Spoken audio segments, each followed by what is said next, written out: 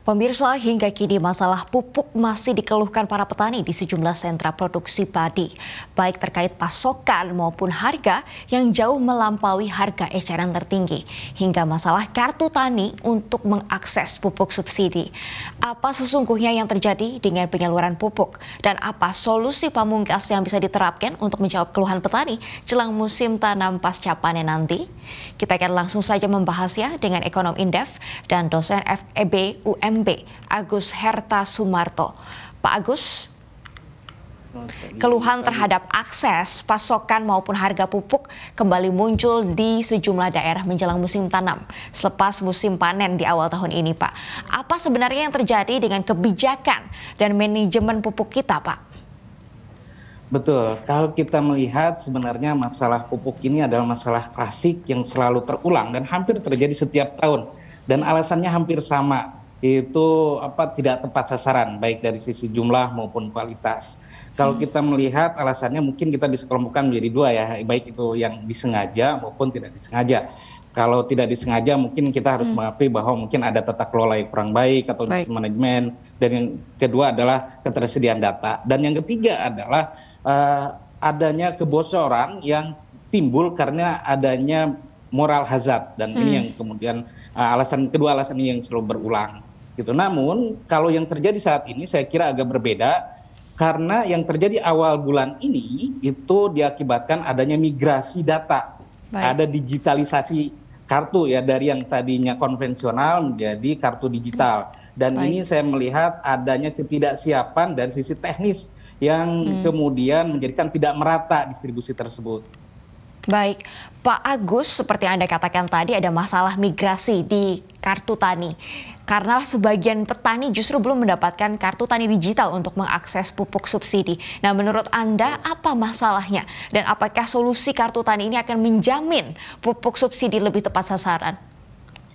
Pertama, saya harus memberikan apresiasi kepada pemerintah. Kartu digital ini merupakan salah satu upaya pemerintah untuk melakukan verifikasi dan validasi data. Jadi tujuan utamanya saya kira sangat mulia.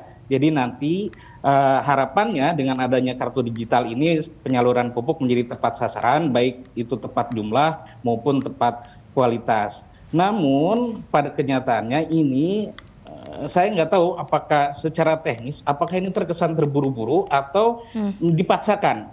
Karena migrasi ini berkaitan dengan hal teknis menyatukan beberapa lembaga BUMN. Satu misalkan BUMN pupuk, yang kedua juga lembaga perbankan.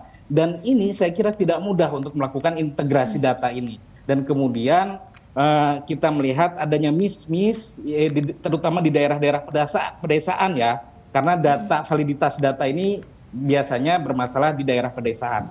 Padahal di sisi lain kebutuhan pupuk ini mendesak dalam sistem pertanian. Nah, adanya miss ini, adanya lag waktu antar penerbitan data dengan kebutuhan petani ini yang menjadikan pupuk langka, bukan langka karena keberadaannya, tetapi karena memang sistemnya yang belum benar-benar mendukung. Sistemnya belum benar-benar mendukung ya Pak ya. Kalau kemarin kita lihat pernyataan dari PT Pupuk Indonesia, ia mengklaim bahwa stok pupuk subsidi aman tahun ini. Tapi masih banyak petani yang mengeluh kesulitan untuk mendapatkannya. Nah, ini apakah murni masalah pendataan atau distribusi atau ada masalah lain ya Pak? Kalau saya melihat memang ini kan masalahnya masalah klasik. Jadi warisannya ini tidak mudah. Warisan masalahnya ini. Jadi ini kan terkait dengan validitas data. Selama ini kita belum memiliki data yang benar-benar valid. Misalkan berapa sih jumlah kebutuhannya terkait, karena kan setiap tahunnya berbeda. Misalkan ada yang pergantian komoditas petani, kemudian juga ada petani musiman yang mungkin saat ini ada di kota, tahun depan kembali ke desa, kemudian menjadi petani. Dan itu datanya kita belum benar-benar memiliki itu. Beberapa daerah memang punya data karena beberapa kecil, nggak banyak daerah-daerah yang mengatur secara langsung, misalkan periode ini harus tanam ini, periode ini harus tanam ini, itu ada. Dan kalau yang seperti itu datanya relatif tersedia. Namun sebagian besarnya itu tidak seperti itu. Dan ini yang kemudian menjadikan datanya ini tidak tersedia secara langsung gitu ya, harus dicari dulu. Dan ini yang membutuhkan waktu saya kira. Baik Pak, pendataan masih jadi masalah penyaluran pupuk subsidi Pak. Tadi kan Bapak katakan sebenarnya ada masalah pupuk ini yang sengaja karena yang tidak sengaja maksudnya dengan karena adanya data-data yang belum lengkap. Namun ada juga yang sengaja karena ada yang menyalahgunakan subsidi pupuk ini. Bapak lihatnya ini problemnya lebih berat di mana Pak? Di data atau karena ada kebocoran-kebocoran?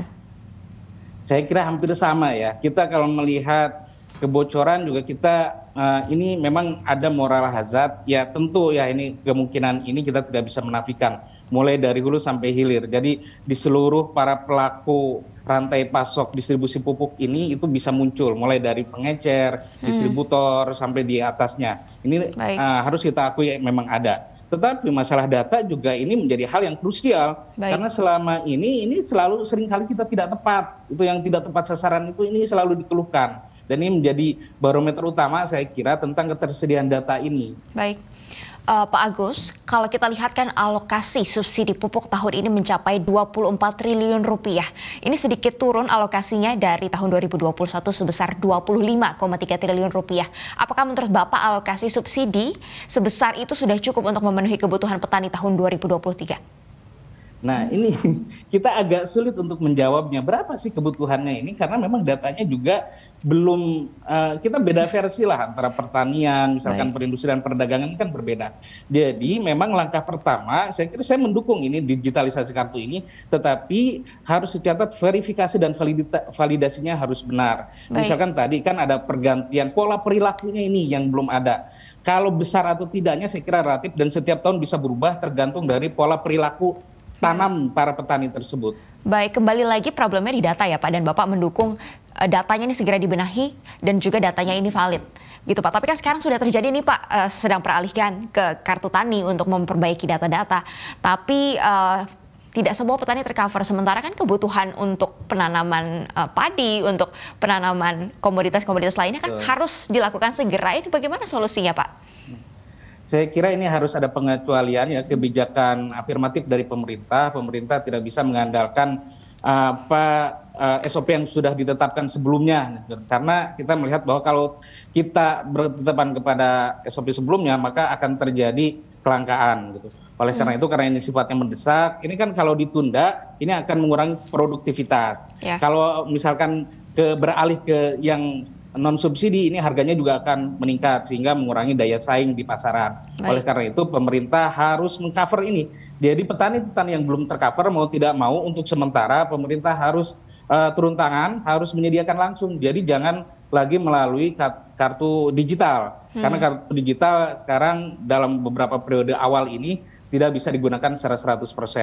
Baik, Pak Agus, tadi Bapak menekankan pentingnya pendataan para petani yang membutuhkan pupuk subsidi. Nah, setelah pendataan, bagaimana menurut Bapak sebaiknya manajemen pengelolaan subsidi pupuk ini agar lebih tepat sasaran dan menjawab kebutuhan para petani, Pak? Ini seperti apa setelah pendataan itu dilakukan oleh pemerintah? Jadi sebenarnya kalau saya mendorong kartu ini juga bukan hanya sebagai basis data. Oke, basis data, tetapi saya kira satu, basis data tentang petaninya, yang kedua basis data tentang produktivitasnya, yang ketiga basis data tentang pola perilaku tanamnya, yang keempat adalah monitoring distribusinya, yang kelima sebagai alat, itu yang terakhir adalah alat transaksinya. Nah, saya kira di dalam tahap monitoring ini sangat penting, ini yang akan menentukan apakah nanti akan terjadi kebocoran disengaja atau tidak disengaja. Dan nanti bisa kan, oh ini ternyata disengaja, berarti langkah hukum. Oh ini tidak disengaja, berarti ada perbaikan tata kelola, termasuk dari para pelaku rantai pasok yang tadi. Baik, Pak, masalah data ini adalah masalah klasik yang sudah lama, Pak. Ada nggak sih terobosan yang bisa dilakukan supaya kebutuhan data ini bisa segera terpenuhi, Pak? Saya kira pasti ada seharusnya, dan ini juga langkah yang sekarang ini, integrasi antara BUMN ini saya kira menjadi langkah strategis dari pemerintah, karena pemerintah mencoba membuat basis data kepada lembaga perbankan yang selama ini terkenal mereka cukup valid. Gitu. Jadi ini coba dialihkan. Nah, saya kira ini langkah yang bagus, tidak apa-apa dicoba. Dan ini walaupun sebenarnya BPS seharusnya sudah punya data ini. Sensus penduduk dan sensus pertanian itu seharusnya bisa menjadi data. Jadi saya mendukung sih kebijakan pemerintah tentang satu peta data dulu. Jadi kan pemerintah punya program satu peta data, dan itu harus menjadi peta tunggal dan menjadi pegangan semua. Jangan ada lagi data-data yang berbeda-beda dan tidak valid gitu. Nah, Baik. ini yang harus perbaiki.